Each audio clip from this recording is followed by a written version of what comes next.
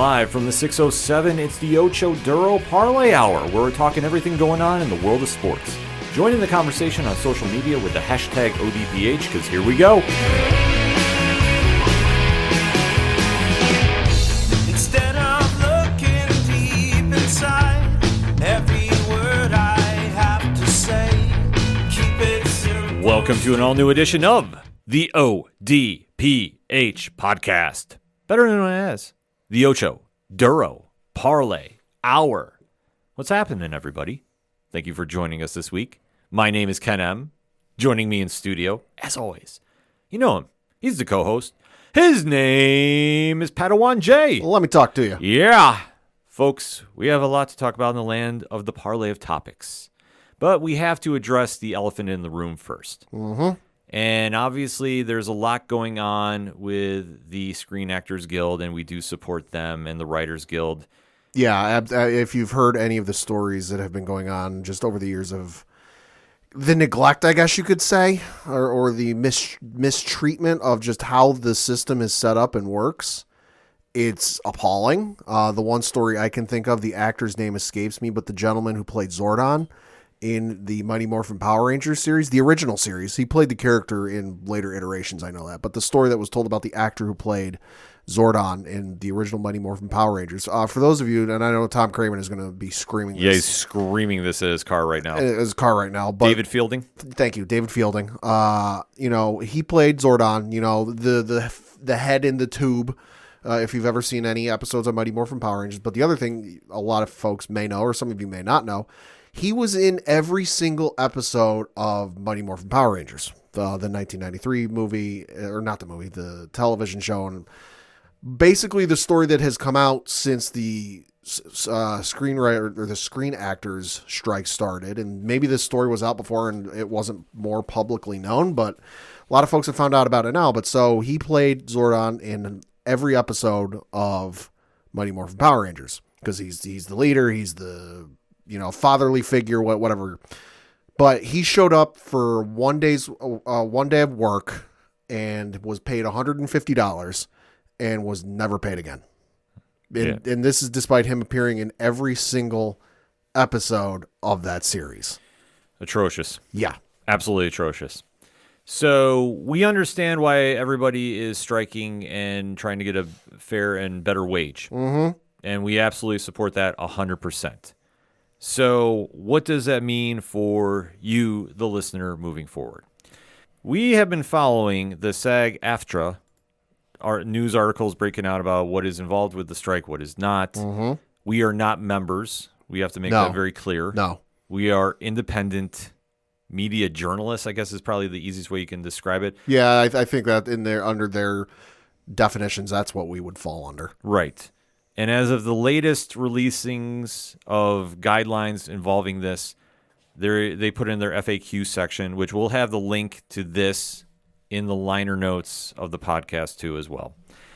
I'm an entertainment journalist. Can I cover movies and TV? The answer was yes.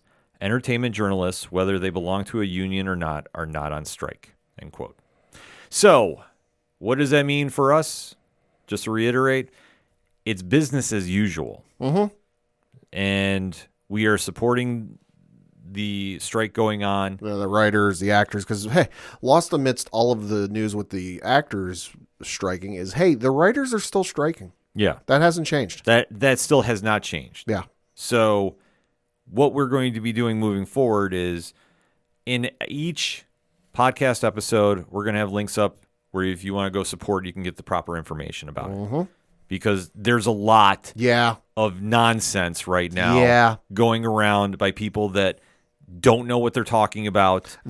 Or they have good intentions, but they rush to be one of the first ones out there with the information, and they get the wrong piece of information, and it spreads like wildfire because it's the first one people see. Exactly. And I understand that people are trying to decipher about what's going on for them, and whatever the best decision is for you personally, if you're a content creator moving forward, that is your call. It's an unprecedented time, just because the last time there was a major strike like this was, of course, the writer's strike in 2007. Mm-hmm. And the creative landscape in terms of podcasts and YouTube channels and Twitch channels and blogs and everything else, just like how easy it is, was not what it was then. So you didn't really run into this issue because, yeah, there were podcasts, but not nearly as many covering movies and TV and entertainment type stuff. But times have changed and it's very confusing. Absolutely. So we're going to be doing our due diligence to follow it, and we are going to be adhering to the guidelines that are involving that. So if something should change from now until, unfortunately the end of the strike, then we'll adapt to it as we go. But as far as things have been going on right now, we've been consulting some people about this.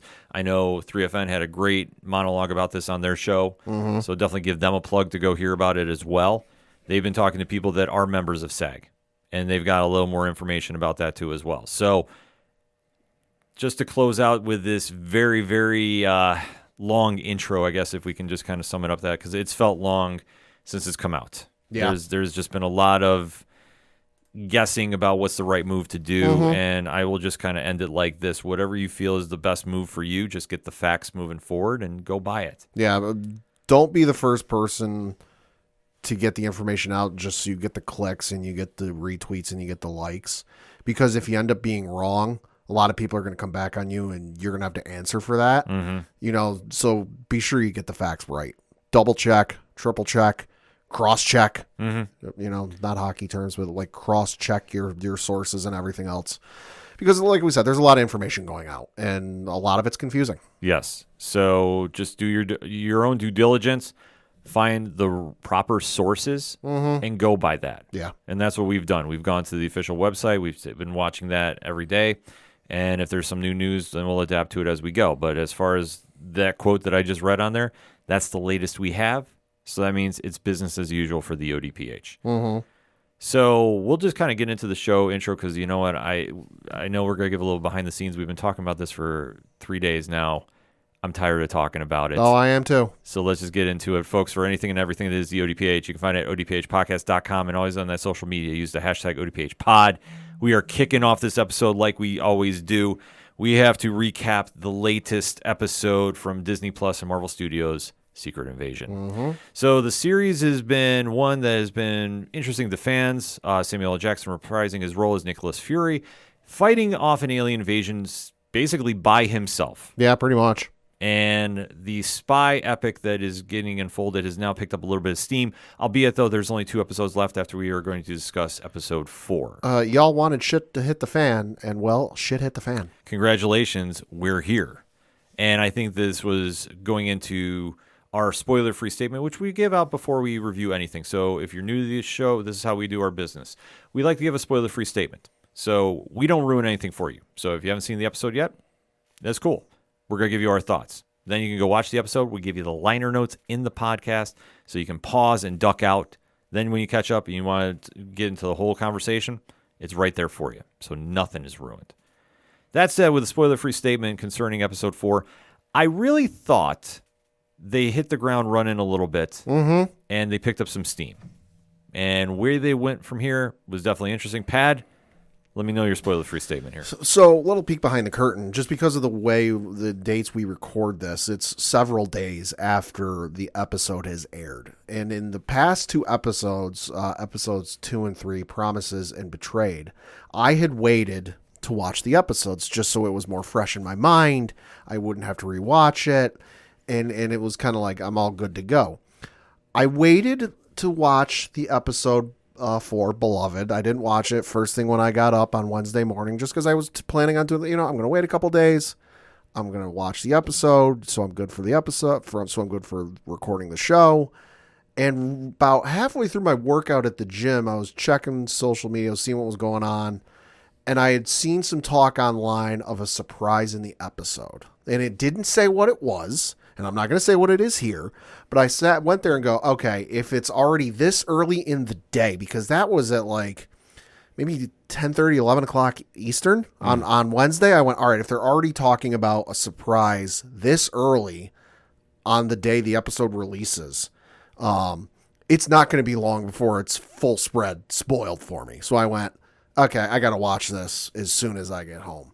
So I got home, made myself a little bit of lunch, sat down to watch it, and by the time the credits rolled, I went, holy shit, I'm glad I didn't wait to watch this because there's no way I would have avoided that plot twist and that spoiler. The episode was incredible.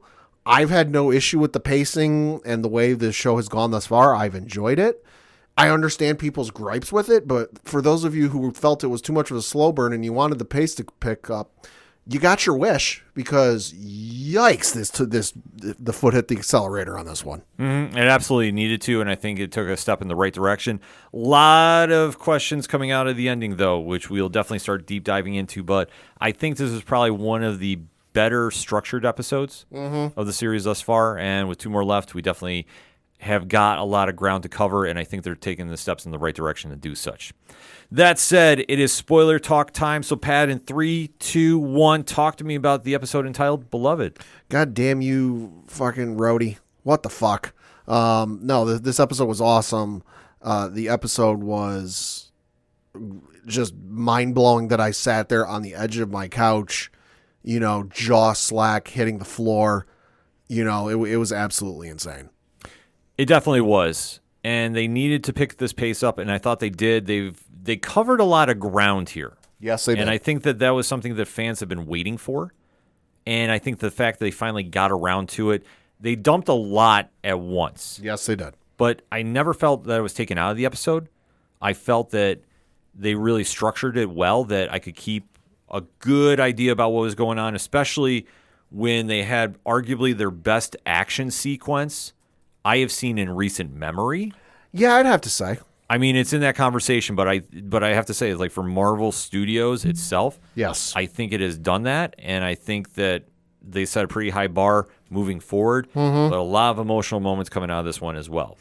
Because as the episode kicks off, we do find out the history of future, I should say, and a little bit of history, too, for Gaia, who, played by Amelia Clark, who was quote-unquote killed. I'll say, take your victory lap. By Gravik. Thank you very much. Yeah, you called it. But I had a feeling, too, with how much she was getting involved in the behind-the-scenes, that Gravik, who has been the head person behind the Skrull invasion of Earth, because he has obviously been fed up with getting told, yeah, we're going to help you find a planet, we're going to help you find a planet. He's been getting strung along. Right.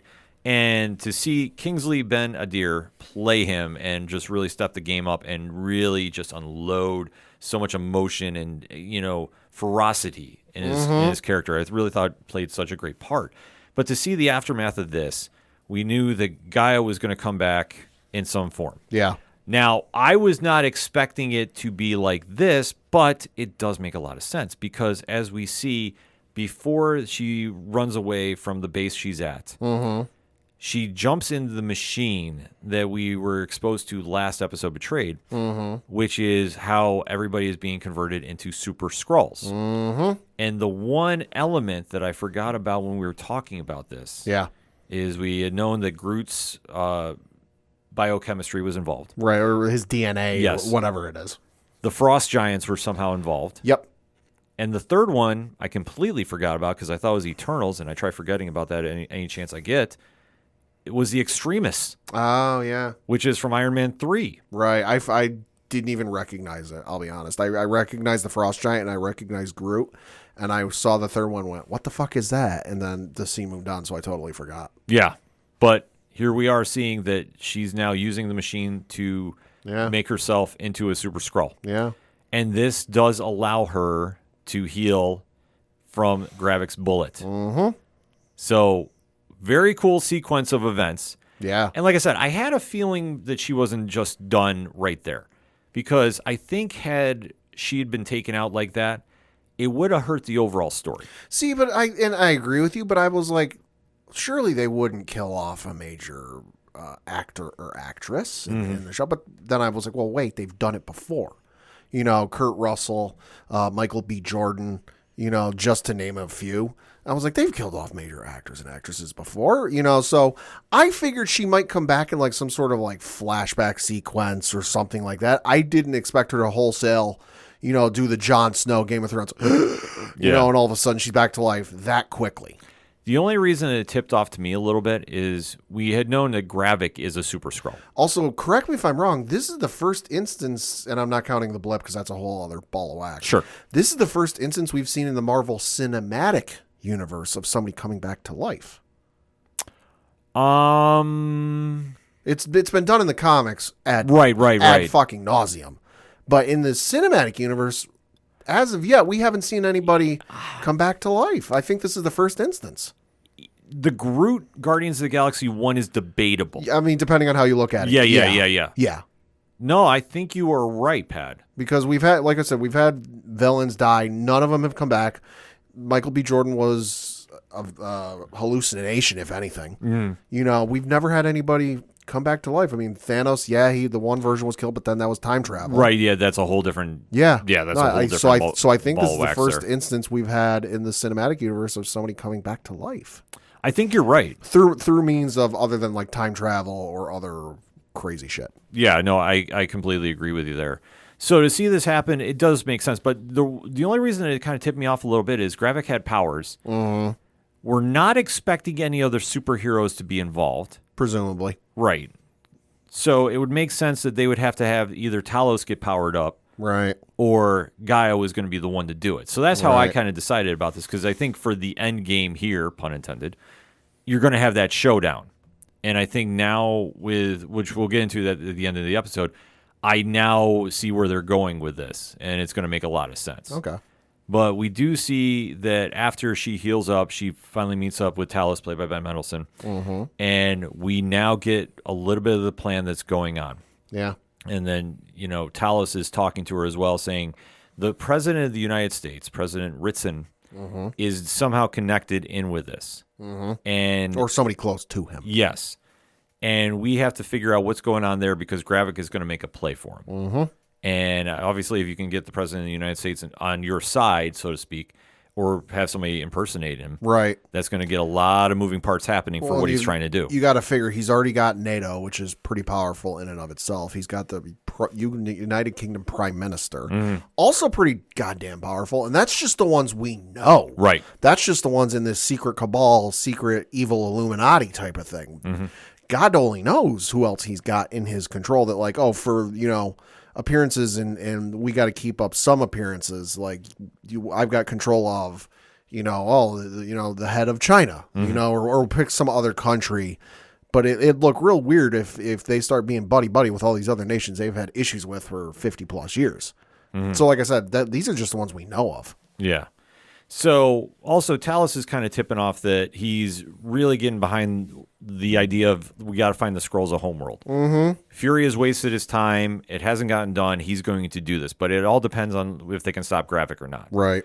So Gaia is not happy to hear this. She didn't think the plan is all that strong. She's like, really, after all these years, I thought you would have come up with something a little better. Well, you have to realize about this too. She has been around Gravik long enough, and Gravik is saying the right things, but he's going about it the wrong way. Well, he's saying the things that are very popular. Right. And appeal to a lot of people. Oh, yeah, exactly. And especially for the Skrulls, this is kind of the situation they've been in since the 90s. It's like, okay, if not now, when? Yeah. So I can understand how he's spinning this to get people on the side. And Gaia is somebody that can see both sides of the playing field, so to speak. Yeah. Talos understands how to do the political side of things, because it's like, it's a great idea on paper, but it's not like a snap of the fingers that we can make this happen. There are ways to do this. But still, they have a good ally on their side with Gaia, and this will come in play, not this episode, but a little more down the road. Meanwhile, we go back to Priscilla Fury. And this is where fans were waiting to see what happened, because obviously we knew last episode she was a Skrull. And we did know that there was a voice on a cell phone that was saying that they were going to meet up. And we had an idea who it was, but we finally got the confirmation. Pad, who is the mysterious contact? Fucking Colonel James Rhodes. That's right. Don Cheadle, playing James Rhodey, That motherfucker is an actual Skrull named Rava. And we do see the whole sequence of events that Rava has put out the hit about killing Nick Fury. Yeah, and we come to find out the whole situation of him getting quote-unquote fired, we find out didn't come down from the president at all. He made that shit up himself. Which is all playing part of Gravik's plan. So they're having this conversation in a church of all places. Yes, sir. While there's some sort of service going on. Meanwhile, at his home, relaxing, is one Nick Fury, listening in on everything going on. Because he's either got a bug on his wife or a bug in the room. I'm guessing both. Both. Because he's redundant like that. It's Nick Fury. This is how he does business, folks. So he is now catching up about everything, and he knows that Priscilla is come back to the house and try killing him. Mm-hmm. So she returns home, and there is this weird standoff. It's like something out of Mr. and Mrs. Smith. Yes, which I got to admit, I love this scene. Mm-hmm. I thought it was very, very well played. Very well shot, too. I was just sitting there going like, okay, this is going to be interesting to see how Fury's going to handle this because... Well, and to see how this plays out. Yeah, because he seemed so calm about everything. And especially knowing that the woman you've been married to for we don't know how long Mm-hmm. has been a Skrull spy the entire time. And Charlene Woodward, who's played Priscilla, a fantastic job in the sequence too, because they're sitting at their dining room table and they both have guns on the table. Mm-hmm. And it's like they both take a shot at each other, but they both purposely miss. Mm-hmm. So after the drama is built up, Priscilla kind of lets it out about her whole story and how she took the identity of a dying patient. Mm-hmm. And just how the bonding situation happened there. Yeah. That she made a promise to the dying patient that she would never harm whoever she fell in love with. Well, I think at this point she was already kind of introducing Nick to this patient. I don't know if she said if she showed him a picture, but like she did say she described him to her. Yeah. To see if she would like him, and it sounds like she did, and yada. And she made, like you said, she made this promise that like, okay, you can take my life, you can take my identity, because the thing we find out is in their conversations she had a fatal form of cancer, I think it was, and she never told her family. So this is how, it's how the family never went, wait, you're supposed to be dead. Why are you still here? Well, to the family, nothing was ever wrong. Right. At least not critically. So she gets permission to take over the life, and she goes, hey, the one caveat, I like the sounds of this guy. Don't do anything to harm him. Mm-hmm. So I thought that was a really cool twist to the story. It was good. There was not a lot of plot holes I could find with that one. And you have to think, too, for how long they've had the identities of humans. There is that situation. It's almost like when you see somebody go undercover for so long, and you see them flip. Yeah. I mean, think about Brian, the late Paul Walker's character in the Fast and Furious. Yes. Brian Spillner. Yes. Decides to join Dominic Toretto's game. And, I mean, it becomes all about family after Greatest cinema in all of history. Yeah. But, I mean, even though you see this from time and time again throughout movies. That somebody falls that deep into a role, a character, and family. They've lost sight of who they are. Yeah. So you always kind of see that situation play out. And I thought it was very interesting to see it happen here. Mm-hmm. But that's one thing that we often forget, too, with the Skrulls. And they did allude to this for a long time. That when a Skrull takes over... Mm-hmm. If they don't switch back right away, they lose who they are because they start, copying those brainwaves so much. Yeah. So we do get a shift to Rhodey, or should I say Rava, taking a shower. Mm-hmm. And then they do the wipe thing from TikTok. Yeah. And that's revealed when Rhodey does a shift change back into human Rhodey. Mm-hmm. Meanwhile, when he comes out of the room, well, Nick Fury is sitting there and is... planting trying to have a drink with him. Yeah, some scotch that's been aged for I forget how many years. Yeah, which Rhodey kind of has an idea that something's not right. Mm-hmm. And he's worried about getting poisoned. And Nick is saying, like, listen, I'll have a drink with you. Yeah, no, I'll prove it. It's not poison. Yeah, There we go. So glug, Nick, glug, glug. So Nick does. And Rhodey really starts hitting the bottle. Yeah, he does. Yeah. Ooh. So unbeknownst to him, there's a tracker put inside the liquid. Mm-hmm. So now Fury and Talos, who are still very uneasy working together. Well, at this point, because Fury's having this whole conversation about, hey, let's let bygones be bygones. I'm sorry I acted the way you do. We got to stick together.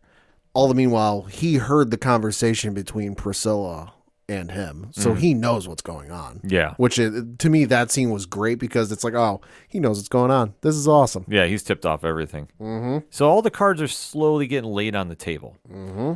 But this is where I think the episode really picks up ground because now they can track down Rhodey. Rhodey meets up with President Ritson, and Fury and Talos are now tracking him. because they're supposed to have a big summit with the leaders of Russia. And we find out Rhodey had so much to drink, the president can smell it. Yes. And he goes, we need somebody to get Colonel Rhodes a coffee. So they start going to the location of the meeting. Gravik and company ambush.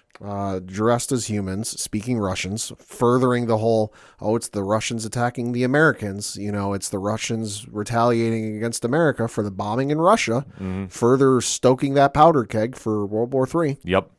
So we do see some amazing action sequences here. Jesus. Like I say, this had to be one of Marvel Studios' best events. So like the choreographers for this, Recently, yeah. Easily. Like I say, this was freaking amazing. And you're seeing just the cars getting blown up. You're seeing Gravik just leading the troops into battle. The fucking presidential motorcade's got a surface-to-air missile launcher in it. What the shit? Yeah, I mean, the business has picked up moniker has definitely been applied for this. And Dermot Mulrooney's character, President Ritson, he's trapped in his vehicle. He's upside down unconscious, so he has no idea what's going on. Yep. So at this point, Fury and Talos have to go lead in and pick up the Secret Service that's with him and try fighting back. So you do see, like I say, some great action sequences going on here. You do see Gravik use his Super Skrull powers for the first time. Yes, he does. So instead of just seeing the Extremis healing factor, you do see him use the Groot branch stranglehold, I guess. Which is wild to see. Oh, yeah, it's crazy. And I love how they did this interpretation, not following the playbook of the Marvel Comics universe. Right. Because, I mean, it would have been easy to do, but obviously with the Fantastic Four rights, they wouldn't be able to exactly do it. But the fact if they can kind of make this a thing moving forward where you can splice multiple DNAs. So it doesn't have to be the Fantastic Four. Right. It can be, random heroes and villains put together. I think there's a lot of open doors to really run through this. Right. But this is an awesome sequence, and you're seeing about Talos, who's really understanding the temp in the room fighting. He has to make the run to go save Ritson, and during this, he gets shot. So he is wounded. He's not killed, though. We can tell that it's affecting him, though, because he's got a half human face, half Skrull face, and it's freaking some people out. Yeah, so the humans there are not sure what to do. Fury has to tell them, like, don't shoot him, don't shoot him, don't shoot him. Yeah, because Fury apparently had the wherewithal to call in a strike team for backup. Well, Fury understands what's going on. I think now, it was like a weird moment after he made peace with Priscilla. Yeah. He got down to business. Yeah, he was back to the Fury we know and love. Yeah. And I don't think a lot of people picked up on that. No. But literally, after he got out of that meeting, he was back to basics. And I think it was a thing that he had to come to terms with his past. And, like, this is the reality I'm in. And I have to be the one to step up because I have no help. No. It's a lot of pressure on himself, but it played into a very, very strong moment. And especially, too, as he's trying to save Talos, well, during all of the melee going on, because you got to remember, you have the Skrull army on one side, you have what's left of Fury's reinforcements on the other. It's like a crazy battle scene going on. Yeah. Gravik winds up sneaking in and stabbing Talos right in front of Fury. Yeah, because Talos, with like his last batch of energy, gets the president out and they extract him and leading him away. And this random soldier who's in camo and the helmet and everything else comes up to him and goes, "Oh, here, I got you." And he starts leading him away. And Fury sees him and he goes, "Hey, put him down." Because I think Fury knows that ain't right. What's going on? And he tells him, "You got to put him down." And that's when I think Fury actually puts a shot into him. Yep. But it doesn't do a damn bit of good because he still stabs Talos, killing him, and then changes back into Gravik and goes, gotcha. Again. And then Fury winds up escaping with Ritson. And has to leave Talos' body there. Yeah. Which I get the feeling, knowing the way comics do, that's going to come back to bite him in the ass. One of two things is going to happen. Yeah. Because as this episode ends, Talos, I think, is gone. Oh, yeah, he's dead. He's dead. Yeah, so there's no question about this. Yeah, because unlike his daughter, he is not a Super Skrull. He does not have the ability to regenerate. Right. I think what's going to play out is Gravik is going to spin this in front of Gaia saying, Fury killed your dad. Yeah. And he's going to try spinning this. And you're going to have this moment where she is debating what's happening here. Yeah. And I think this is where Fury ultimately wins her over. Right. And it's going to be Gaia versus Gravik in the finale. And I don't think either makes it out alive. It could be that. I think it also could be a case of Gravik uses one of his puppets in the other world leaders to like present to the United Nations or NATO or whatever, pick your force, and goes, hey, look, this guy was seen palling around with Nick Fury who worked for the U.S. government. You know, the U.S. government's using aliens in stoking the fear and paranoia and trying to get the rest of the world to turn on the United States. Yeah. To try and get like a further like, hey, we're trying to really light that powder keg. They're doing a great job of it. Like I say, it's going to be very tensious, I should say, going into the finale. But I also think we have one more reveal, and I think now it's becoming more evident to me. Fury is a Skrull. Maybe. But you think about it like this. He's been able to see Gravik in his different forms each time. Yeah. Now, granted, it could just be he's very skilled at this. Yeah, he's been around him enough. But I almost think that whoever the agent is that's supposed to be Fury is just that far gone into Fury's mannerisms Yeah, maybe. that he's like now really believing he is Nick Fury. Like, as crazy as it sounds, I think that's ultimately how it plays out. I did hear a crazy rumor, though, online. You remember at the end of Winter Soldier? Fury standing at his grave? Yes. What if Fury actually was dead and this was the replacement and he's been there the entire time? Oh, okay. I mean, granted, I don't know how that works and how they can retcon it with the snap and everything, but Yeah. Well, there is a lot of in-between time from when he gets killed in that movie to when you see him again. right. Food for thought. I also think Rhodey turned after Civil War, or at the end of Civil War. I agree. When he was injured. He got injured, and then we saw him rehabbing at the Avengers Complex, somewhere in between there. Yeah, I think you're right about that too. Because Kevin Feige came out and said as much that, like, and I'm paraphrasing, but Kevin Feige said that, like, Rhodey's been a Skrull for a lot longer than you think. Yeah. So he was a Skrull for, I'm guessing, since the end of Civil War. Yeah. A lot to digest here. But Pad, final thoughts on the episode. Incredible episode. Like I said, people wanted shit to hit the fan, and boy did it ever. And that makes next week's episode, or this week's episode, must-watch TV. Yeah, I agree with you. This was probably the best episode they've had thus far. Agreed. A lot of payoff for events that we thought were going to happen. I was very shocked that Talos is killed, but I think that that's going to be the spark to get Gaia on Fury's side, I could see it. leading for the ultimate showdown between Gravik and Gaia. And I think all bets are off about who walks away from that one. But I got to be honest, I'm hoping Gravik lives. Like he gets, put into the raft or whatever the Max jail system is. The one they had the Avengers in. Yeah, because he's been such a great character, and I don't want to see yet again somebody killed off. That's a villain that this doesn't happen in the comics. Like, not every villain gets killed off after each battle. So I'd like to see Gravik stick around, but I think ultimately, like, him and Gaia is the showdown that's going to happen. I think Fury takes out Rava, and I think that we go from here. Arguably, the Marvels, I guess, pending. I mean, because I think we'll probably get a Carol Danvers appearance in this show, or Monica Rambeau. I think you'll get somebody. Yeah, it could be. Because I don't know if they can wrap up everything with how it's going. I mean, obviously, I don't think we're gonna have a Secret Invasion 2. Probably not. You never know, though. But crazier things have happened. But there's a lot of interesting theories to digest, but a strong episode nevertheless. A lot of things happening. So you know the deal by now. ODPH Society, hit us up on that hashtag. Let us know your thoughts about Marvel Studios and Disney Plus's Episode 4 of Secret Invasion entitled Beloved. We're going to take a quick break. We'll be right back. Do you like comic books? What about movies and TV shows? Well, we may be the show for you. We're Hops Geek News, a weekly podcast that discusses comics, movies, and TV shows while featuring a beer of the week. Every week we chat about what we messed up on the week before, and then we dive into what we're reading and watching, as well as some news. We then wrap it up with a geek-themed topic of the week. You can find us anywhere you listen to podcasts by searching Hops Geek News. Cheers. Coming back for another segment on this edition of the ODPH podcast, and it is con season. Con! That's right. It is the time of year for the world famous San Diego Comic-Con International. taking place July 20th through the 23rd.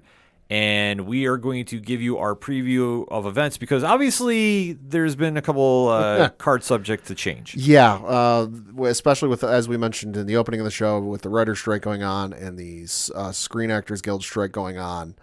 You might look through the panel list, and there are some of these panels that probably won't happen. The only one I know for certain is not happening is there was supposed to have been a panel for the upcoming Dune film, the sequel to Denis Villeneuve's movie from a couple of years ago.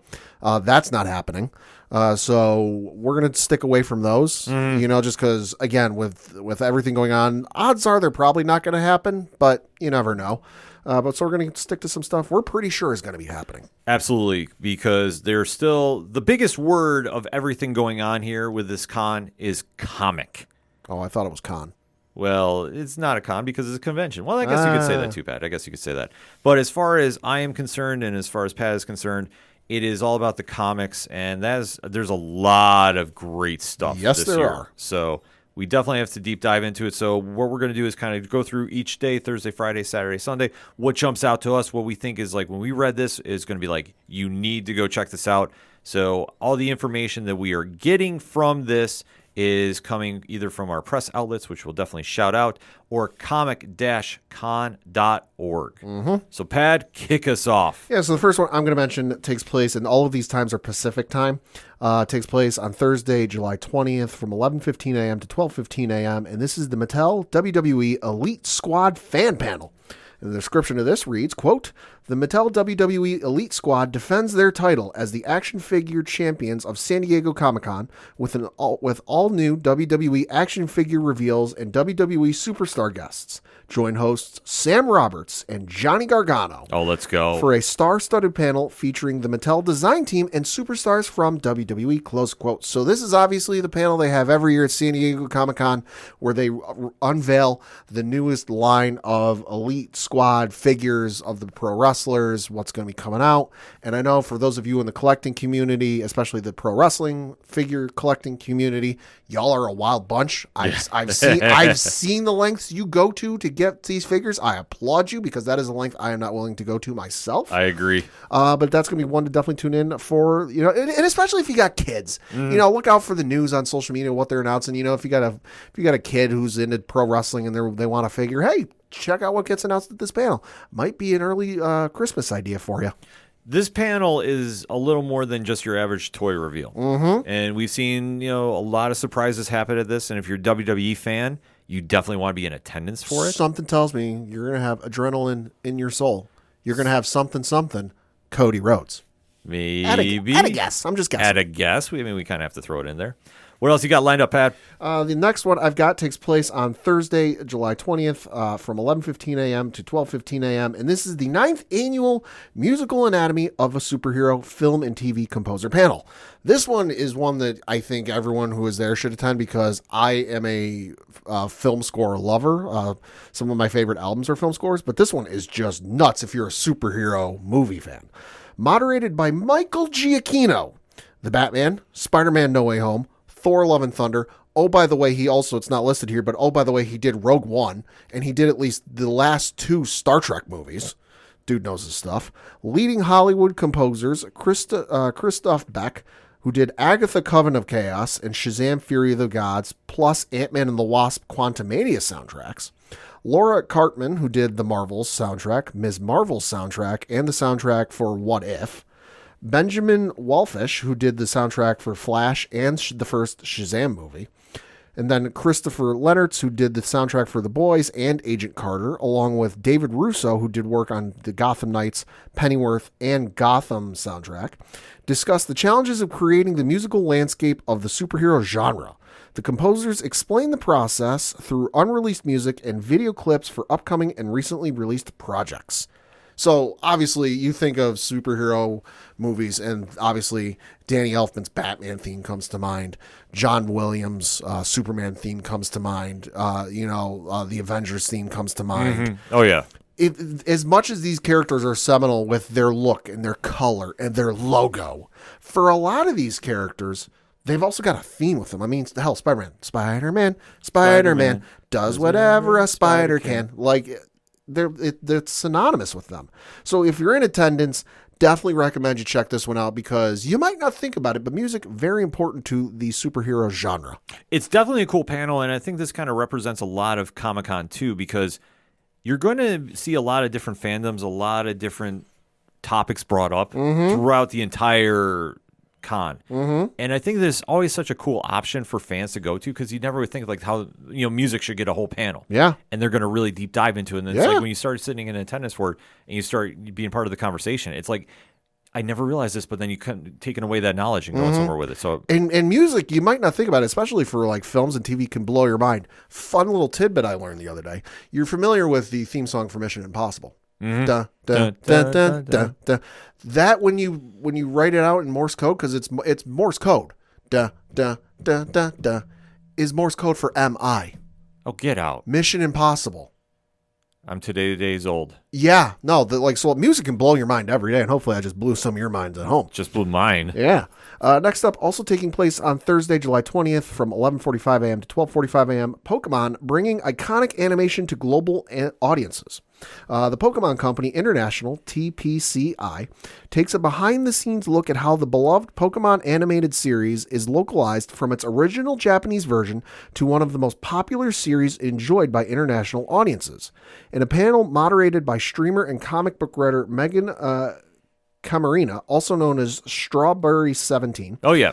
TPCI's Taito Akiura, Vice President of Marketing and Business Development, Andy Goose, Senior Director of Media Production, and Hillary Thomas, Senior Producer, will discuss optimizing the series for global viewers, provide fans with a sneak peek at the special collection of episodes that will conclude Ash and Pikachu's 25-season story journey in Pokemon Ultimate Journeys, the series, and share new behind-the-scenes insights regarding the highly anticipated Pokemon Horizons, the series, coming soon to fans around the world, close quote. So definitely something to check out because Pokemon's been around since 1997. Right. It's been around quite a while, and the fact that it's still going, definitely something to check out with this. Also, if you haven't seen how Ash and Pikachu's journey ends, if you've been along for the ride since the beginning, boy, it's going to tug at your heartstrings. Little spoiler there. And then plus you're going to get a sneak peek of the new series that I know is out in Japan right now, but obviously they're working on getting it dubbed and everything else here for stateside. But hey, if the show's been around for 25 years and you're a fan, definitely worth checking this panel out. No, absolutely. This one, like I say, I'm not too well versed in the Pokemon landscape as you are. Sure. But Megan is there, and she's co-writer of Radiant Pink. Hey, there you go. So, like I say, you got my attention there. There you go. I really enjoyed that series. Also on Thursday, July 20th, this time from 2 p.m. to 3 p.m., it is Doctor Who Comics climb on board the TARDIS to see the future of Doctor Who publishing. And then it says, Eisner Award-nominated writer Jodie Hauser sits down with Forbidden Planet TV's Andrew Sumner to discuss the new Doctor Who Doomsday Comics series and A Doctor in the House, Part 1 and 2, part of the BBC Studios Transmedia project launching this summer. The panel will also feature a special video message from superstar Marvel writer Dan Slott. Interesting. About his upcoming Doctor Who comics project, including a sneak peek of all new Doctor Who art. So obviously Doctor Who getting ready to come back. I know there was a bunch of character posters released today as we record. You've got the new season coming up along with the David Tennant specials, him returning. So definitely, if you're a Doctor Who fan, it's about to be a real good time of year for you. Yeah, and in fact, Dan Slott's doing something there. Yeah. I actually did not hear about this, so this is news to me, so okay. Also taking place Thursday from 2:30 to 3:30 p.m., Marvel's Spider-Man 2 Symbiotic Relationships. Yes. Insomniac Games creative director Brian Intihar, game director Ryan Smith, narrative director John Packett, and senior art director Jensita Chu are joined by voice actors Yuri Lowenthal, Peter Parker, Najee Jeter, who plays Miles Morales, Laura Bailey, who plays Mary Jane Watson, and Tony Todd, who's voicing Venom, along with voiceover and creative director Bill Roseman from Marvel Games to discuss the upcoming PlayStation 5 game. Get a behind-the-scenes look at Insomniac Games' take on the monstrous Venom and how the symbiote plays a role in the sequel to the hit PlayStation games Marvel's Spider-Man and Marvel's Spider-Man Miles Morales. So this one is going to be insane. I know the first footage came out about maybe a month ago now. Mm-hmm. It looks fucking insane, and I cannot wait to play this. Hopefully we get a little more footage out of this, but we'll see. I would imagine so. I think this is probably one of the more anticipated panels of the weekend because obviously that game, I don't think people outside the video game world realize how big that game is. It's so good. Like, that's the whole thing. It's won universally fans over. Like I say, like, it is just one of those games that, like, it comes off, like once every like 5 years, there's always that game that just everybody has and everybody plays and everybody raves. Yeah. It's the Spider-Man franchise right now. Yeah, from no, Insomniac. it is. So yeah, it is. And then on Thursday, July 20th from 3 to 4 p.m., you've got the Crunchyroll Industry Panel. And all this says is hear about all the latest and greatest anime coming out of Crunchyroll straight from the source. So if you're a fan of all things Crunchyroll, like I am, definitely going to be interested to hear what they talk about, because no matter what con it is, they always have a Crunchyroll Industry Panel, and they're always tight-lipped about what it's going to be. So you never know. You could get some crazy reveals at this. Oh, absolutely. That's Yeah. something that, especially if you're in anime, Crunchyroll does it. I mean, how good do they do it? Oh, Crunchyroll's so good. Like I think for like the low price of like $6.99 a month, you think, because you can watch for free, but you get ads. But if you pay, I think it's like $6.99 a month, you get it ad free, and you get a whole bunch of other stuff, because there's some stuff you can't watch. You need a premium subscription to watch. But like, you think about the amount of stuff you're able to watch on Crunchyroll. If you're an anime fan, you need to sign up for Crunchyroll. Bar none. Like, they just added every Dragon Ball Z movie to Crunchyroll. Now, granted, it's in the subbed version. It's not dubbed yet, so if that matters to you, you might have to wait a little bit. But regardless, they added every single Dragon Ball Z movie from, the first one all the way up to Dragon Ball Superhero. Yep. It's nuts. Yeah. Taking place on Friday, July 21st from 1 to 2 p.m. Lucasfilm Publishing, Stories from a Galaxy Far, Far Away. This is the panel that whenever I go to New York Comic Con is the one I know I have to hit. Yeah, it's Pad's home. Because I love Star Wars books. The description of this reads, quote, "From the days of the glorious High Republic to the Age of Rebellion to Rise of the First Order, some of Lucasfilm Publishing's all-star authors, including Delilah S. Dawson, Justina Ireland, E.K. Johnston, George Mann, Cavan Scott, some dude named Charles Soule, and Man of a Thousand Voices, Mark Thompson, discuss stories from throughout the entire Star Wars saga, offering publishing reveals, announcements, and sneak peeks for readers and fans of all ages. And it's going to be moderated by Lucasfilm Publishing creative director Michael Siglain, who he's done a number of these, so he's fantastic. This is always fun to go to if you're a Star Wars fan, and especially if you love the books. And they don't just talk about books; they talk about adult books, young reader books, young adult books, kids books, the DK books, comic books. If it's anything Star Wars publishing and Lucasfilm's involved, they're going to talk about it, and you never know what you're going to find out here. Because the one I went to a couple years ago, after I can't remember if it was the first or second Thrawn book had been published by Timothy Zahn. Everyone was loving it. It was on the New York Times bestseller list. He dropped, so they're talking about, all going through the panelists, what have you been talking about, or what have you been writing about, how have things been going, blah, blah, blah. He just decided to casually drop on the entire audience, like, oh yeah, I've been working on some stuff, writing some treatments. I submitted my first copy of first draft of a new Thrawn book last week, and everyone's like, What? So you never know what you're going to find out at this panel. It's fantastic stuff. No, absolutely. Like I say, this is Pad's go-to. So if you're ever at a con and you want to meet Pad, he will be there signing autographs in the second row. Yes. Like, that's how he rolls. And then lastly, and certainly not leastly, on Friday, July 21st, from 2:15 to 3:15, Weta Workshop celebrating 20 years of Middle-earth. Weta Workshop presents a 20-year retrospective on creating imaginary worlds. Richard Taylor, co-founder and CEO, Weta Workshop, Gino Acevedo, Senior Prosthetics Supervisor for Lord of the Rings, Weta FX Creative Art Director, Daniel Falconer, who's the Senior Designer for Weta Workshop, and some of their crew take a look behind the scenes in the Lord of the Rings 20th anniversary year. Jed Brophy, actor stuntman for the Lord of the Rings trilogy, will host a Q&A, and there may be a surprise return to the stage for a fan favorite. They will also reveal our Return of the King 20th anniversary Masters Collection collectible. So if you're not familiar, Weta Workshop is the crew that designed all of the armor, all of the prosthetics that look so goddamn lifelike in the Lord of the Rings movie. Yeah. Because they were real. If you're not familiar with their work, go do a Google search. It's absolutely stunning stuff. I know they've done some other movies. I know we got to see it up close and personal at one year for Comic-Con when they did, I forget the movie's name, but there was a movie coming out that they did the work for that I'm like, oh my God, I could tell. I'm like, this is Weta. This is incredible. Yeah. It's very detailed. It's like down to the most minute stuff on there. It's incredible stuff. So if you're in attendance, definitely go check this panel out. Yeah, it's one of those things that you sit there and you're kind of like, I never realized how much went into it. Like we all kind of take it for granted sometimes. Yeah. And then when you see it like broken down how they do it there, And just up close. like, yeah, it's just like, holy crap. Yeah. Like, you never process Yeah. that. It's like the minute stuff like on some of the armor that you're like, okay, why would they put that there? Nobody's ever going to notice that in the movie unless they're going like frame by frame. But that's just the level of dedication and love they have that they put it there. Yeah, it's wild. So my list, it's a little longer because, like I say, I have a lot of comic stuff I want to break down. So that's why I wanted Pat to get his stuff out of the way first because, like I say, he's got a lot of great picks. But me, I'm going heavy comics.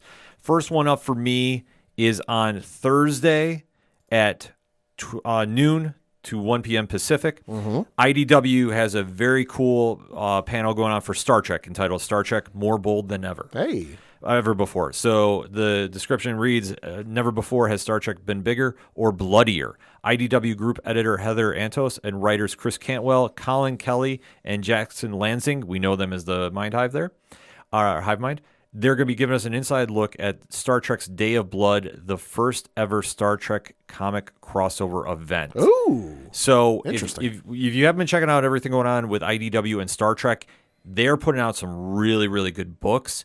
And like I say, this is the first ever Star Trek comics crossover event. Yeah. So they're going to have a whole star-studded panel. It's going to be a great time to be in attendance for. So if you are able to get there, you definitely want to make sure you swing through. Next up on Thursday, 12:45, Gotham City. So me, I am always a super fan of going to this because one of my first panels I ever went to was at New York Comic Con, and it was the Gotham City Batman book panel. So anytime that we can do something like this, and like I say, it's a great entryway into like one of your favorite characters. So you always want to kind of see when they're doing a line, panel like this. So reading the description right from DC.com, whether it's the past, present, or future, Gotham City has been the backdrop for some of the greatest stories in DC history featuring Batman, his allies, and his foes. Join storytellers Tom King, Teenie Howard, Colin Kelly, Jackson Lansing, Ram V, and a surprise guest or two to find out what's to come with the Dark Knight and other superheroes and villains, making Gotham City their place to be in the DCU. And Belline Ortega, I'm sorry, that was blended together on the press release here. So, yeah, it's a very star-studded panel. You definitely want to check that out. And like I said, if you're into Batman, you want to really get an insight what's going on. The lineup right there is amazing, and they will put on one hell of an entertaining panel. So you definitely want to check that out. Also from DC, because I did not realize that this was this day. Okay. 11:30, so right before this panel. Okay. Between Two Toms. Tom King, Tom Taylor. Well, shit, that better be standing room only. Yeah. Just going and talking comics. So, I could listen to that all day. yeah. Nicola Scott and Mitch Gerards are going to be in attendance there as well, too. So, that is going to be an amazing panel. Yeah. Like I say, the Tom's talking. Yeah. I don't really need that much else to sell me and say, take my money now, but yet here we are. Yeah, really. So that is going to be one you definitely want to check out.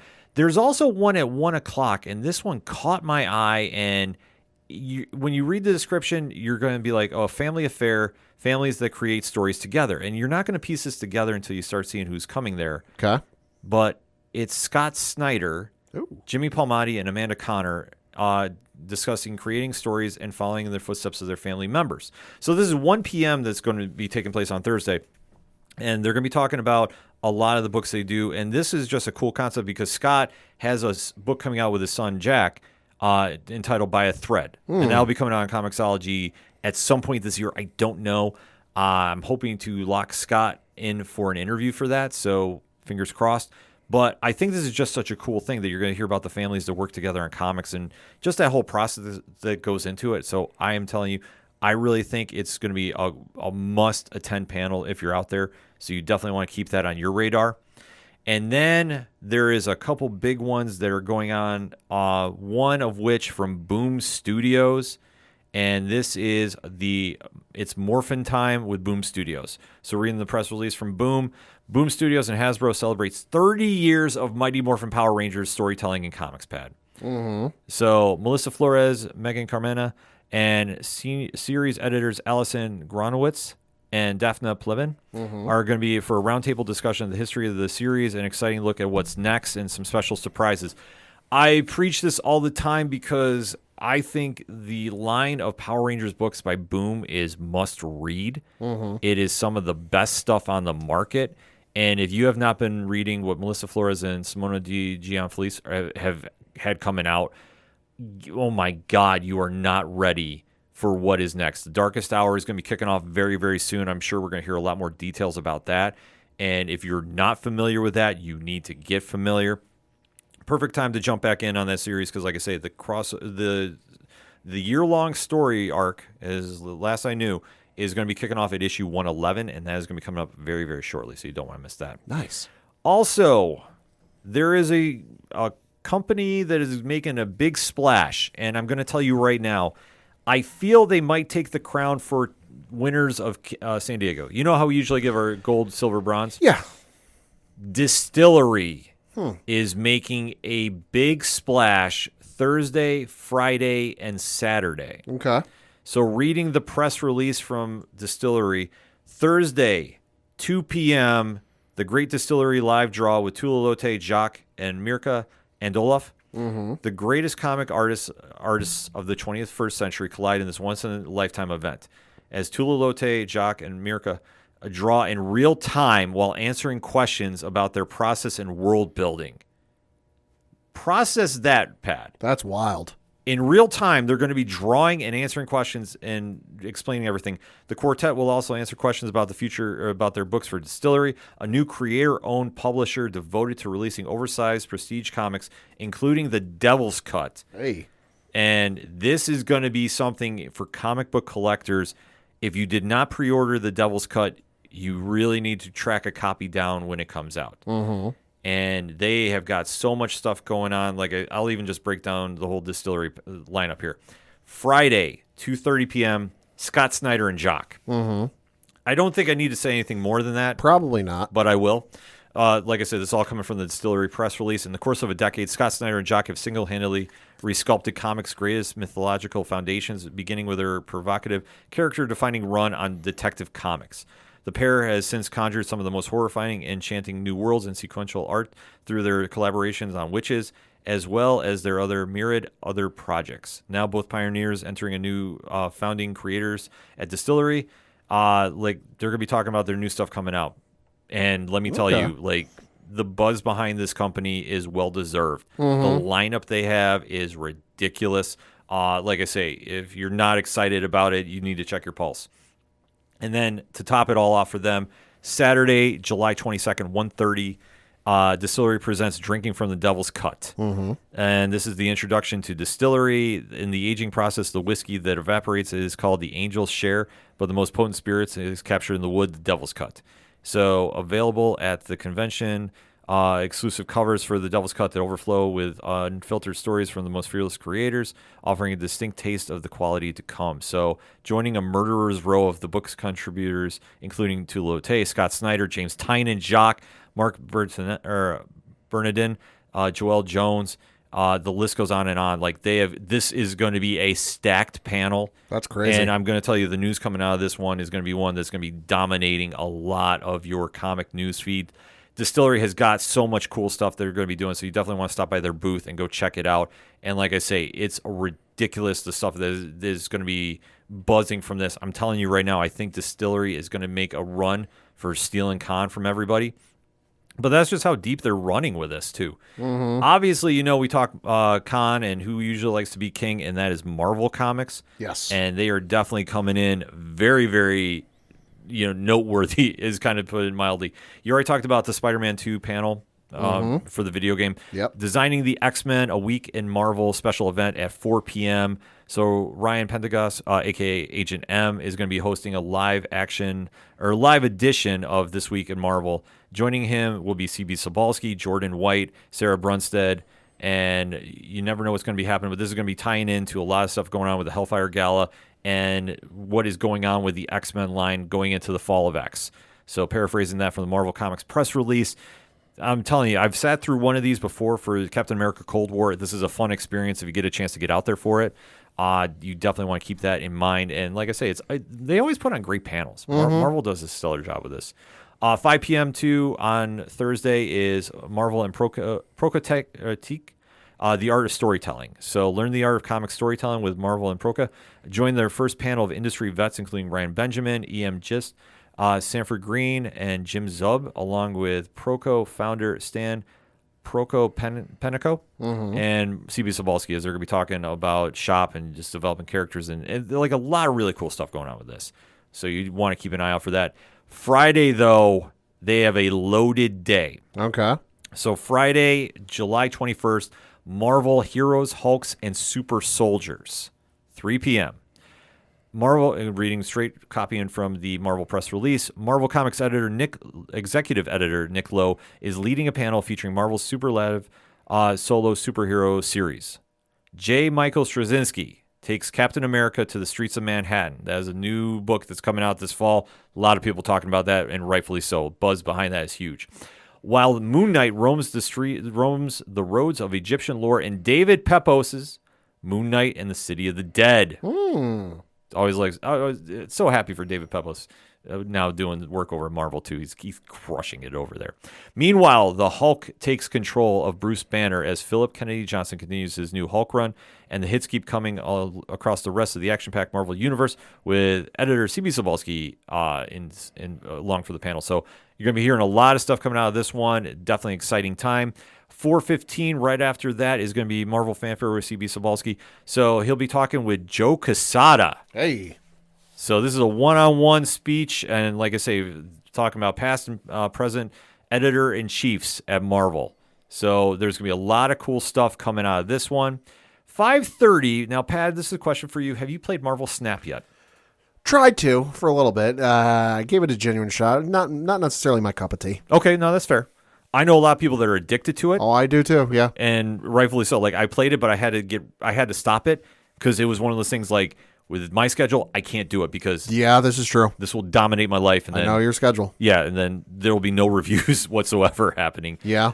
But they're going to be doing the Art of Marvel Snap panel, so behind the scenes. Cool. So if you really want to find out what's going on with the mobile game, like this is a perfect time to do it. But there's also a panel going on at the same time that I tell you what, I am legit when I say this. This one I am kicking myself I'm not in San Diego for. Okay. Because it's the Marvel Multiverse role-playing game live play with Glass Cannon Network. Ooh. So reading the press release, a brand new group of superheroes are making its San Diego Comic-Con debut as your favorite personalities from the Glass Cannon Network bring their unique brand of unhinged role-playing madness to the multiverse. Join Game Master Troy Lavelli, along with Joe O'Brien, Skid Marr, Matthew Capodistica, Nero Ibrahim, and Alicia Marie, and Marvel's own Nick Lowe. Apologize if I butchered anybody's name. As they create a superhero story that makes the Avengers look like a knitting club. Yeah. That is the tagline here. That's a good line. And I'm going to tell you what, this new role-playing game, I have not played one since the original Marvel one by TSR. Right. And I've actually picked up a couple things for it. So I might dip back into it a little bit. I'm not going to lie about it. It's very intriguing to me. Interesting. So stay tuned for more of that involving the ODPH. But I'm going to tell you what, I think this is going to be a really cool game to pick up. If you're into RPGs, this is going to be something you definitely want to keep your eyes out for. Next up, though, Saturday with Marvel, like I say, they got two big panels coming. Pat, I know when I say this one, you're going to be dropping your phone and raising your eyebrows. Yeah. Marvel Next Big Thing. Hey. I've been to those. Why don't you give a little breakdown? What is entailing at those? So Marvel The Next Big Thing panels is much in the same way of the Lucasfilm Publishing panels. They will bring in all of their big name writers and basically talk about what they've been working on, how things have been going, maybe give a little bit of tease for something that's coming out in the next couple of months. And they will also drop surprises on you with like, hey, this person's leaving writing this book, but they're going to be writing that one. And it's absolutely nuts. It's mind blowing. It's cool to see you get they show some cool cover art for stuff that ain't even out yet. A little previews of what might be coming, oh, hey, you don't know what's coming coming down the line, but hey, here's this cover. It's a little surprise. It's a big must go to if you're a Marvel Comics fan. Yeah, so the lineup stated as of right now: C.B. Cebulski, Nick Lowe, Zeb Wells, Colin Kelly, Jackson Lansing, Jerry Dugan, and Sabir Pirzada. And that's the writer, one of the co-writers for Miss Marvel, the New Mutant. Okay. So a lot of stuff is going to be announced there. And Yeah, I'll say. like I say, that's going to be a can't miss panel as well. And then on Sunday, July 23rd, I believe I'm mistaken and said it was Saturday, but Sunday, 10:30, Women of Marvel. According to the press release, Women of Marvel will return to San Diego. Join us for a lively discussion of Marvel talent across publishing, digital media, and studio, including editor Sarah Bernstead, executive producer Sana Amanat, vice president of digital marketing Jessica Malloy, Charlie Jane Anders, Jody Hauser, and more. So definitely a very cool panel to go attend. So Marvel is coming with a lot of stuff too. Yeah, I'll say. So you definitely want to make sure you're not missing out on what they have lined up as well. And then switching over to Saturday. Saturday has a lot of very big panels as well. Like I think when we talk about or Friday, I should say, Friday has got a lot of stacked ones. Yeah, it it's does. usually Saturday. Yeah. But this one, I think we're going to see the most news coming out of. Okay. And like I said, we already mentioned what Marvel's coming with, but this is going to be one that I know I personally have circled on the calendar, and that is the Massiverse panel, 2:30 p.m. Hey. So this is going to be coming from the press release from Image Comics. Join Massiverse superstars Kyle Higgins, Brian Busaletto, Melissa Flores, Ryan Parrott, and more. Special celebrity surprise guests as the crew unveils exciting new developments and announcements in store for the Massiverse and beyond. So a lot of news is coming out of this. When we had the Black Market Narrative team here on the show, everybody was talking about it. I expect a lot of stuff radiating out of this, no pun intended. Look at that. But I truly feel this is going to be a monster panel that seriously you can't miss. I know last year a lot of news came out of it. So if you are into the Massiverse, this is a must-attend panel. Also on Friday, 1:30 p.m., Boom Studios, Slaughterverse, the world of something is killing the children. So this one is going to have a lot of information coming out about the expanding Slaughterverse. Something is Killing the Children is one of the best books on the market each and every time. And if you have not picked that up, you need to go get on board ASAP. James Tynion, Werther Delurta, Tate Brombell, and Eric Harburn are going to be in attendance. And they're going to be talking with Dr. Emily Zarka about discussing monsters and the people who hunt them down, quoting the press release. This is going to be a very cool panel. And like I say, if you haven't jumped into Something's Killing the Children, I know, Pat, you don't do horror, so this will not be for you. Nope. But it is going to be one that you definitely don't want to miss. I'm telling you right now. If you are into how great those book series are, they're doing a lot of cool stuff. Speaking of very cool stuff, it is crazy to say this, but we are 20 years into Invincible. Wow. Coming from the press release of Skybound Entertainment, quote, the best superhero comic in the universe celebrates its 20th anniversary since it first debuted at Image Comics, with a look back at the franchise and look forward to what's coming in the world of comics, animation, video games, tabletop games, and more. So Ryan Kirkman, Corey Walker, Ryan Otley are all going to be in attendance. Listen, if you have not picked up Invincible or checked out the cartoon on or animated series, I need to remember animated series on Prime, do yourself a favor. It's really something special. And like I say, it hasn't really sunk in. It's 20 years, but it's been almost a staple of how to do comics in the superhero era right now. So a very, very cool thing going on with them. Also, Skybound has got a loaded weekend too. Thursday, July 20th, WrestleQuest, the Wrestleification of an RPG pad. So 4:15, join MegaCat Studios team members alongside surprised legendary wrestlers as they break down the beginning traditional are bringing traditional JRPG mechanics to the wrestling ring. Peek behind the scenes, case studies, lessons learned, and feedback from fans, professional wrestlers, and RPG superfans. Panelists include wrestling legends Jake the Snake Roberts, Heyo. Sergeant Slaughter, Okay. and Jeff Jarrett. Nice. JEFF. Haha. JARRET. Along with James Deegan and Zach Manko from Megacat Studios, according to the press release from Skybound. This looks like an amazing panel. If any of our listeners are in attendance for this panel and there is a Q&A session, I ask that one of you get called Slap Nuts by Jeff Jarrett. Yeah. You do that, we'll and you can get us a videotape of that. We'll send you some ODPH swag. Yeah. We'll definitely hook something up for that. But that's a fun panel, man. Yeah. That's going to be something really cool to see. And then probably the one I think even with all the stuff going on with Skybound, the one that I'm most excited about, and I tell you what, we got so much buzz behind this.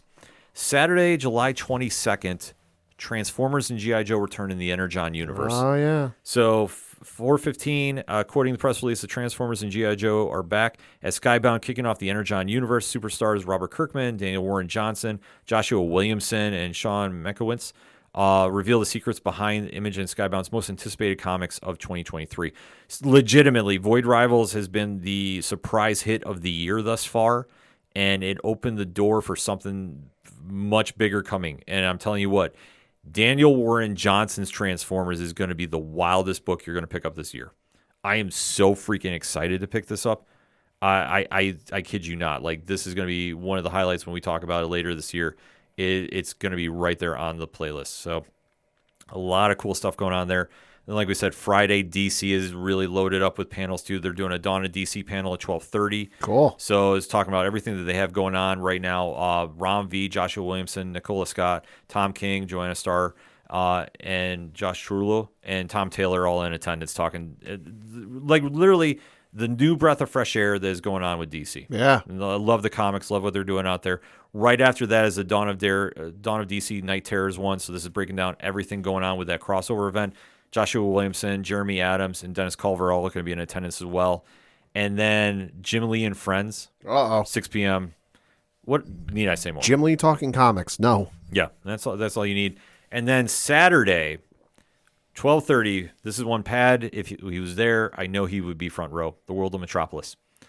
Quoting the press release from DC, Superman isn't the only force to be reckoned with in Metropolis. The top comic writers and artists are working on stories for the city of tomorrow, including Joshua Williamson, Sanaa Grace, and Philip Kennedy Johnson. Yeah, I'd be there. Yeah, a few more. And there, plus, like I said, you're going to get a lot of details. I was at the one in New York Comic Con last year. Tell you what, they did not miss hitting the marks on all of that panel. That was a great panel to be in attendance for. So if you haven't checked that out, you definitely need to. Oh, man. And like I say, just the rest of the weekend is pretty loaded up. Like if you're into Image, you're into IDW, they got some great panels going on. Distillery is lined up too.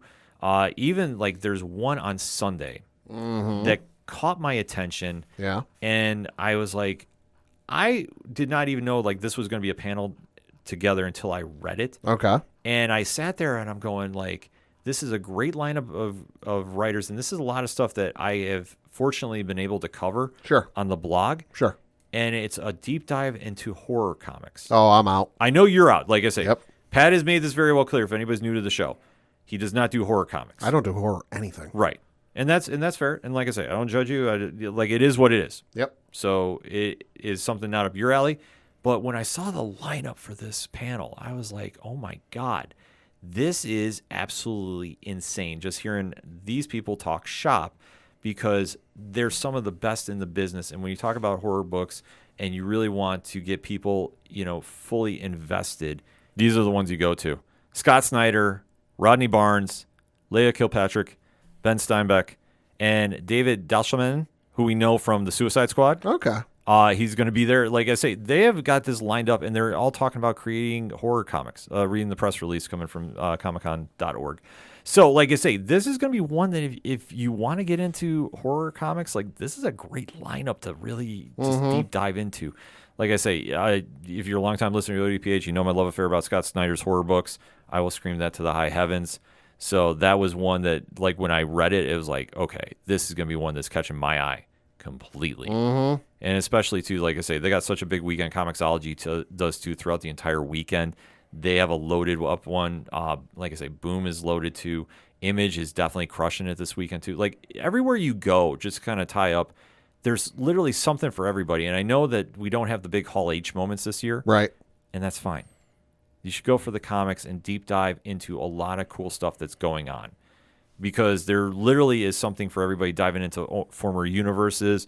There's one that's about the 90s era of comics, which I'm scared to go check out if I was there, but I would want to go check out because the 90s is a weird time. This is very true. I think I would have to get on Patreon for that episode. I'm not going to lie. Like, that's kind of my feelings about it. But there's like so much great stuff to go check out in general too. Like I say, Doctor Who fans have got a lot. Star Wars fans have got a lot to go check out. All the indies. Vault Comics has got a great lineup. Top Cow has got a big thing going on Saturday too as well. Like I say, overall, it's not the big luster of the Hall H mic drop moments because of the reasons, but getting to the basics of comics. This is a loaded day. Like I say, Friday I think is the most loaded day for me. Saturday's got some huge events too. Sunday is always kind of a little quieter today, but there's still great panels on Sunday. And then you just take a look at overall like the news coming out. Like, Pat, is there any like one panel that you heard there and you're like, okay, that's my go-to? Star Wars. Love the books. Love what they're doing lately. Cannot wait to hear what gets announced at that panel. I mean, yeah, that's got to be up there for me too. Like I say, Massiverse is a huge one for me, but I'm honestly saying Distillery I think is going to be the one to catch everybody. It's generating a lot of buzz, and unless you're like really into the comic scene, you don't realize the impact it's going to make. But I'm telling you what, they're going to be bringing a lot to their panels too. And especially make sure to go check out all the booths there. There's a lot of cool stuff that you can buy, a lot of stuff there, they might be doing giveaways for everybody in general too. Like I say, just take the time to go walk around the con, go meet some creators, thank them, go buy some stuff. This is all about, supporting the great medium that we do, because from comics, that's where you get all those fantastic shows and movies you get to watch from. A lot of it just trickles back to that. So that said, hit us up on that hashtag. Let us know what you are thinking for San Diego Comic-Con. Are you excited for this year? What is the panel that you're most excited about? See, I get amped up talking about it. But what's the biggest panel on your radar? What do you want to hear the most about? Is it Distillery? Is it Marvel, DC, Image, Boom, Comixology? Who's there that you are like, that's my go-to. I want to talk about that, because we're here for it. Skybound too as well. A lot of cool stuff. But until then, we're going to take a quick break. We'll be right back. Hey guys, it's Alan Dunford here from Top Hat Studios, co-writer and co-creator of Pocus Hocus and Grandma Chainsaw, and you guys are listening to the ODPH podcast. Gotta be down to the punch, 'cause they can't bring me down if I'm already under the ground. Coming back for the final segment on this edition of the ODPH podcast. Pad, what you got? Got a couple things to talk about sports-wise. I'm going to start off with the local minute and looking at the Binghamton Rumble Pony schedule from this past week. They had a short 3-game series at home against the Somerset Patriots, that of course being the AA affiliate of the New York Yankees, because they were coming out of the All-Star break. They had a game on Friday, July 14th, where they lost by the final score of 4-2. Won on Saturday by the final score of 3-1, and then lost on Sunday by the final score of 9-4. Looking ahead to the schedule they have this week, they're at home playing Erie. They've got a game on Tuesday, July 18th at 6:35 p.m. Eastern. They've got a game on Wednesday, July 19th that is at 1:05 p.m. Eastern, and that one is got this special promotion going on, Super Splash Day, a fan favorite, especially with our young fans. Super Splash Day is a blast. Come to Mirabito Stadium and watch it transform into a water wonderland. Grab your swimsuits and get ready to cool down on Super Splash Day, complete with hoses, water balloons, and more. It's Super Splash Fun Day. Tickets are available in wet and dry sections. So that is presented by the Binghamton Rumble Ponies. And of course, if you've ever been to a water park, you're familiar with what and dry sections are. Yeah. You buy tickets in a wet zone. Don't get pissed off if you get wet. You know what you were getting into. Facts. They've got another game on, Thursday, July 20th. That one is going to be one of the special ones. That is the Condores de Binghamton Night. And that is the Binghamton Rumble Ponies are proud to participate as the Condores de Binghamton as part of Minor League Baseball's Copa de la División event series. Condores de Binghamton will take the field on 3 occasions, the first of which was on Friday, May 12th. The second is on Thursday, July 20th, and then Friday, September 15th. Players will be wearing specialty jerseys and on-field hats for each game. The Rumble Ponies are proud to be one of 95 on-field Hispanic identities across minor league baseball as part of minor league baseball's national season-long campaign. Through the success of the Copa program, now in its 6th season, minor league baseball has solidified its commitment to the long-term growth of its U.S. Latino communities and its diversity and inclusion efforts across the country, playing an important role in the folklore of South America. The condor is a symbol of wisdom, power, and health. Watching them soar as they patrol the Andes Mountains with their long wingspan inspires awe. Los Condores de Binghamton, like their namesake, are majestic, graceful, and athletic, calling the hills of Binghamton and its surroundings home. Wearing red, yellow, and bright blue uniforms, Los Condores honor the flags of Venezuela, Colombia, and Ecuador. So that'll definitely be cool. I've seen the uniforms; they're actually pretty cool. I got to admit. So that'll definitely be something to check out. They've got a game on Friday, July 21st. That one is going to be a firework night. It's also sitcom night, and it says, "Join us as we salute the greatest sitcoms of all time." It will be a trip down memory lane as the best shows ever to appear on your television will be featured in content throughout the game and on our reality big TV screen. So that'll be definitely something to be cool to check out. They've got a game on Saturday, July 22nd, which that's another 607 Saturdays, which that one is celebrate the amazing communities within the 607 area code. Each Saturday, a different town will be featured and highlighted. Come show your love for the Rumble Ponies and your hometown.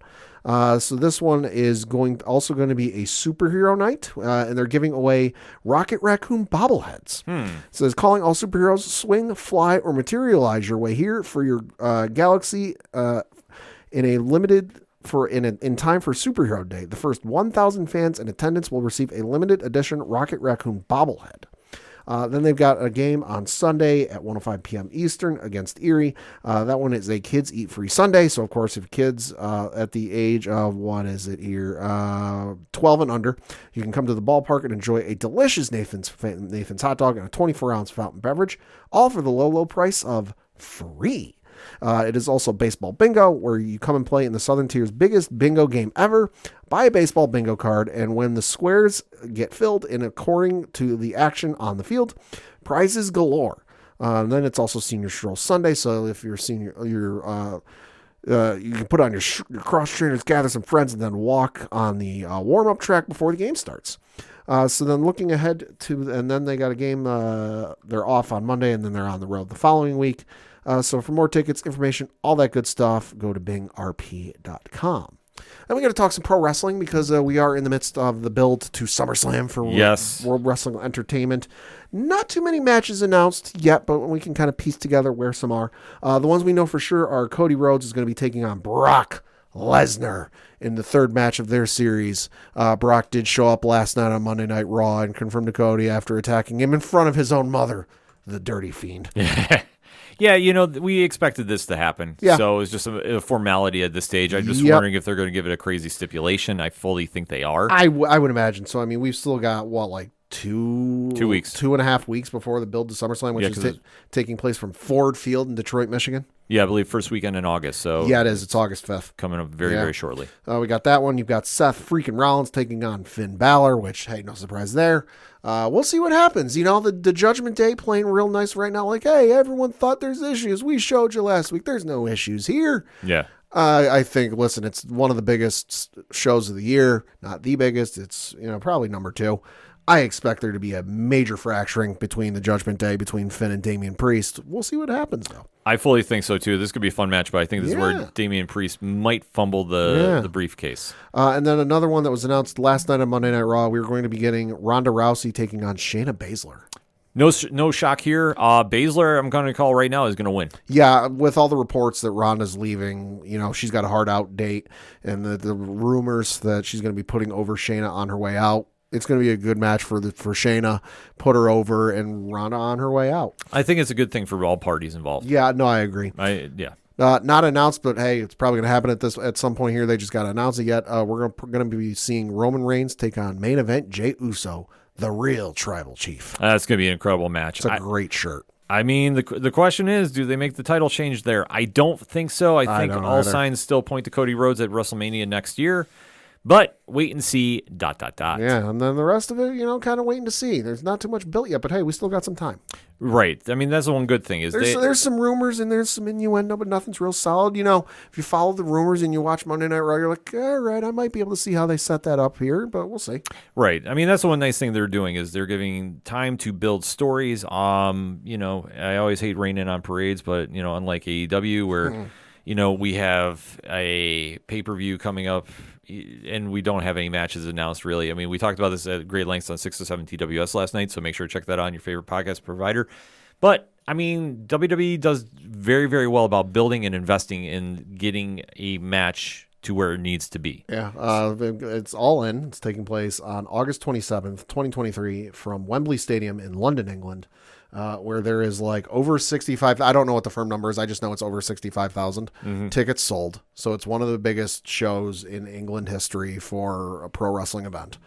I'm looking at the Wikipedia page, which let's scroll down. When was it last edited? The page was last edited on the 14th of July, 2023. So 4 days ago.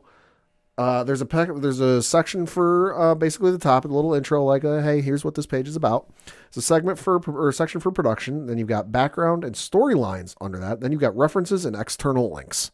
There is no card or match announced for this show. Hell, we don't even know where it's going to be broadcasting from. Yeah. Whether it's going to be television, whether it's going to be Max, or whether it's going to be pay-per-view. There's a lot of moving parts going on with that. So I guess it would just be follow AEW social media and you'd be able to track it down.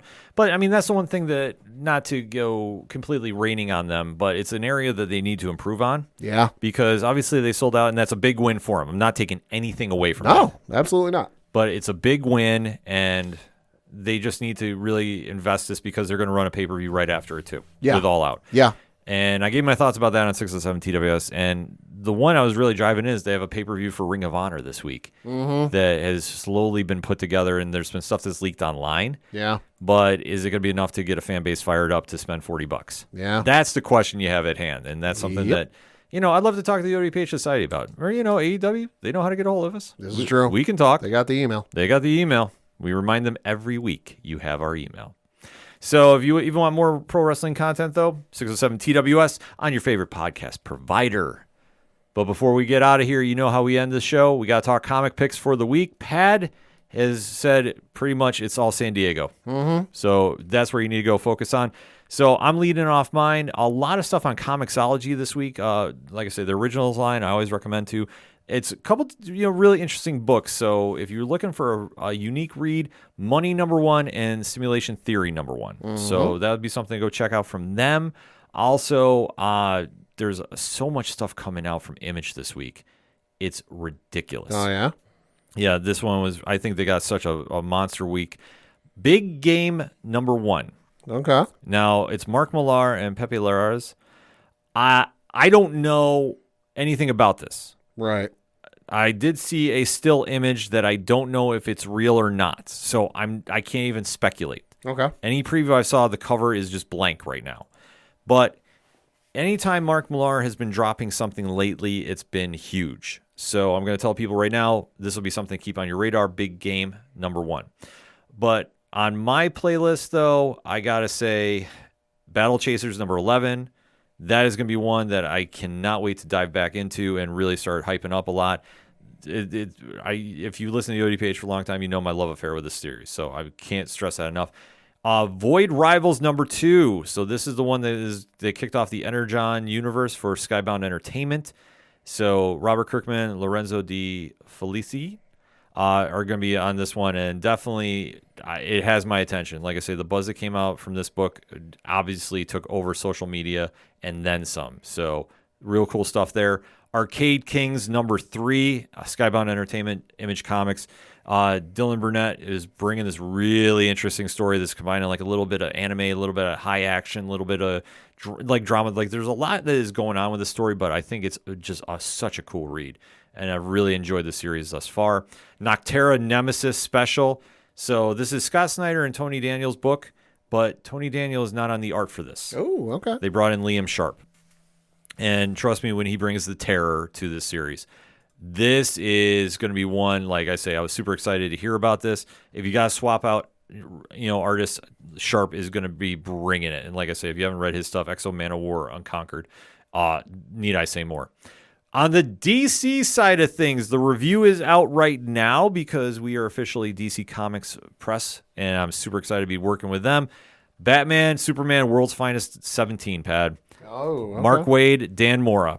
Enough said. Yeah, I would say so. Loved this issue. Thought it was incredible.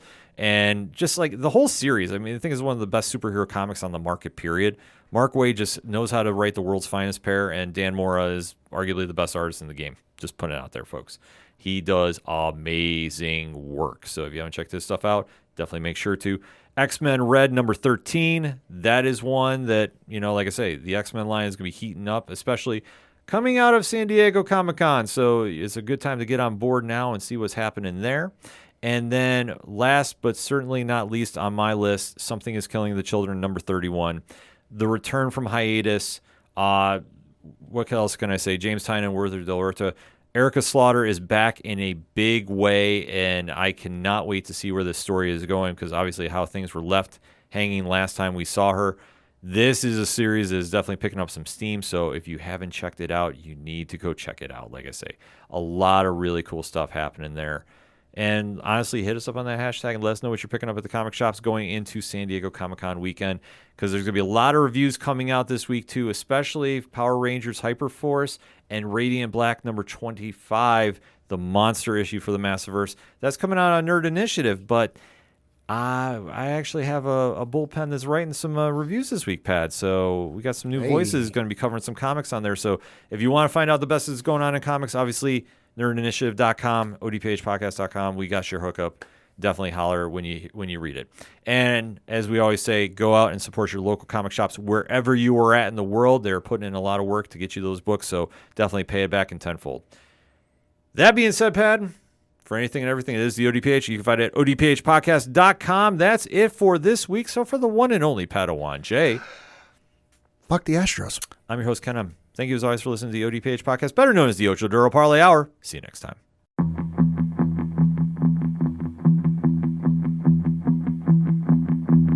Gotta be down to the punch. Gotta be down to the punch. 'Cause they can't bring me